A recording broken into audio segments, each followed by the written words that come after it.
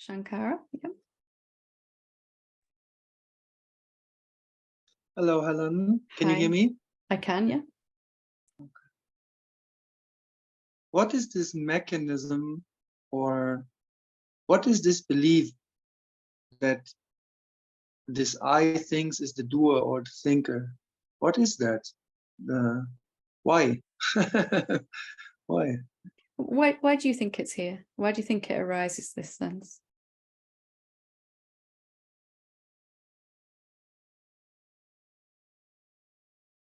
I'm not sure, actually. This body arises, this body forms, and then sense perception starts happening, and actions start happening in the body, and words, eventually language comes, and a more and more complex thought process. And the self that's appearing as this body mind, the infinite self, is fascinated with objects.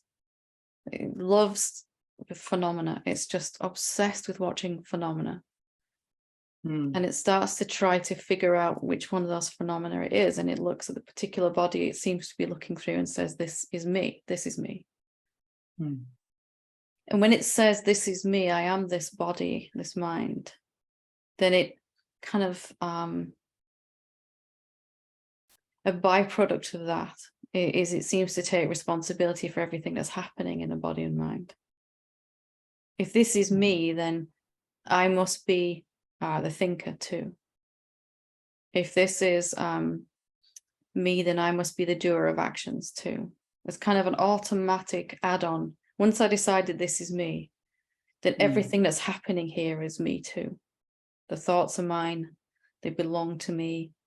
Suddenly this idea of me and mine, this is me, and then I have me and mine, my thoughts, my karmic patterns, my emotions, my actions, my relationships, all of that comes in. Can you see that once you say that body is you, everything that's going on in there is you also, isn't it? All of it, the thoughts and everything. Over time, this illusion gets so solidified because it keeps experiencing that. It thinks it's deciding through, and it thinks it's the thinker, that there's a thinker of thoughts. And that keeps getting reinforced back in its experience over and over again. The illusion gets even more believed deeply. So then it thinks about how to get out of this trap, which only solidifies the idea even more that there's someone here thinking. It goes around like that for a very long time, doesn't it? Who knows how long, until it eventually comes to see, actually, there isn't a thinker. There's just thoughts going on. For a long time, the infinite self is fascinated with objects, usually thoughts. Sometimes so much so we caught up in our heads, we don't even notice what objects are going out here, really. They're just passing, our life's passing us by. And then when he starts to sort of think about, is there actually a thinker? And realizes there isn't a thinker. Then it all starts to fall apart much quicker. The thoughts, they seem so alive. They seem so like an entity, kind of, like this feeling of I, or I am this, I am that, I'm thinking this, I'm doing that. Even this, now I'm talking. I'm talking. I'm talking, and then I'm listening, and I'm deciding what to say, and it's such as the power of habit, isn't it? And belief. You're infinitely powerful. You're the infinite power. And if you play with this idea that I'm deciding, it really feels very true, doesn't it? In that moment, really. But it's just a habit, nonetheless. Because if you say to me right now, for the rest of my life, I'm never going to speak another word. You might manage that for a certain amount of time, but at some point you're going to say something. Or I'm not going to blink my eyes. How long can you know, I'm not going to use the bathroom for the rest of forever. You just have absolutely no control over that, right? It's just going to happen, whether you want it to or not. You can't stop blinking. You can't stop breathing. I used to try to do that as a child, right? I'm going to hold my breath. And I used to get really frustrated when I Mm. couldn't stop it. It just Mm. eventually start breathing again. And that's a good thing, obviously. But it's just such a, anything that you play with, any idea that you play with and believe, you experience it as extraordinarily real. That's why the illusion is so pervasive and convincing. The moment you Mm. believe you're someone, everything in the universe corresponds to that idea, right? To reinforce that idea. Mm. Why did this occur? Like why did it show up like this belief of being some separate being, or why has do you know why it has been created, or what's the purpose?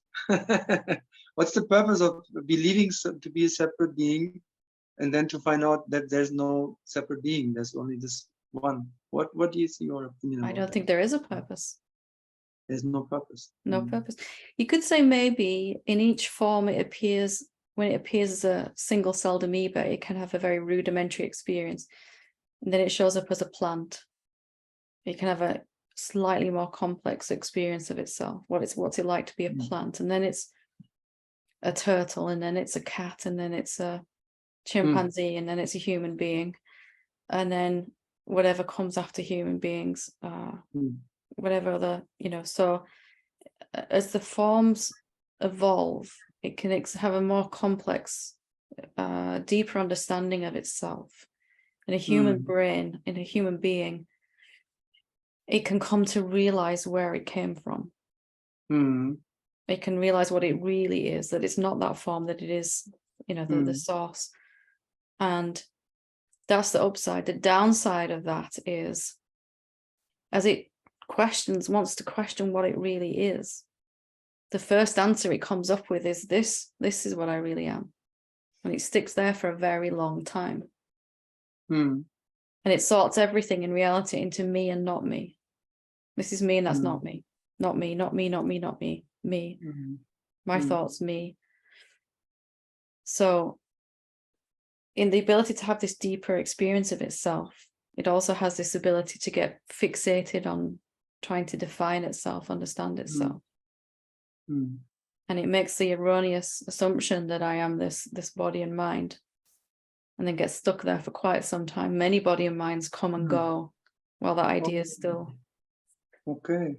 So there's no reason behind it. If there is a reason, you could say, well, it's just because it wants to experience itself through it's playing with the shapes, it's playing with the forms. Even that's not really true. No, Evolution, because it's not doing anything. It's not doing anything. Yeah. It's just here and observes, right? Yeah. And the forms are just evolving, driven by this desire that life has to experience itself even more intimately.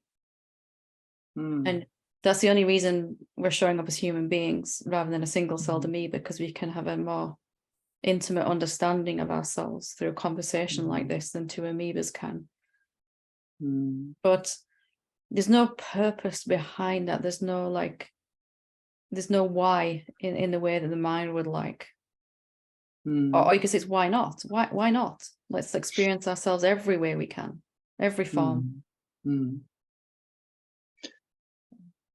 And then one question arises, what is that about the spiritual practice then? If I mean, there's there are masters, they say, yo, you need to practice, and from my experience, practice is not needed, but still we are practicing, or I'm practicing, and it feels like sometimes very good, but you are right, we never reach the point of kind of enlightenment in the practice.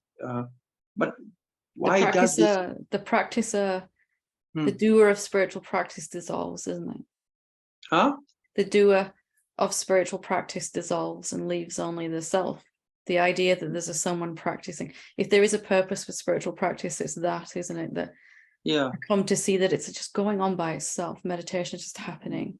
Yes. Self-inquiry is just happening. It's not driven by some entity that's trying to reach something. And gradually, bit by bit, the one that's trying to get there disappears. Because it's only thoughts anyway, right? It's only thoughts. Technically, So no practice is needed because you're already that. But ironically, it's quite difficult to see that without practice, without thinning out the sense of a doer. That's what the practice does. It thins out this sense of I'm a someone. It just gets more and more vague and lighter and easier to see through. So that one which thinks it's practicing just gradually dissolves by practicing. Yeah. Just the practicing is to dissolve the practitioner. Yeah. Yeah. Just that, right? Just I that. think Ramana said inquiry goes on until the inquirer has disappeared. I'm paraphrasing, but you know, that's when it stops. So it's an undoing really more than a doing, isn't it, in that way? Yes. If you spend enough time actually looking at reality, you lose your passion for imagining what's not true. Because you can't do both at the same time. Yeah. Thank you. Thank you. Wonderful.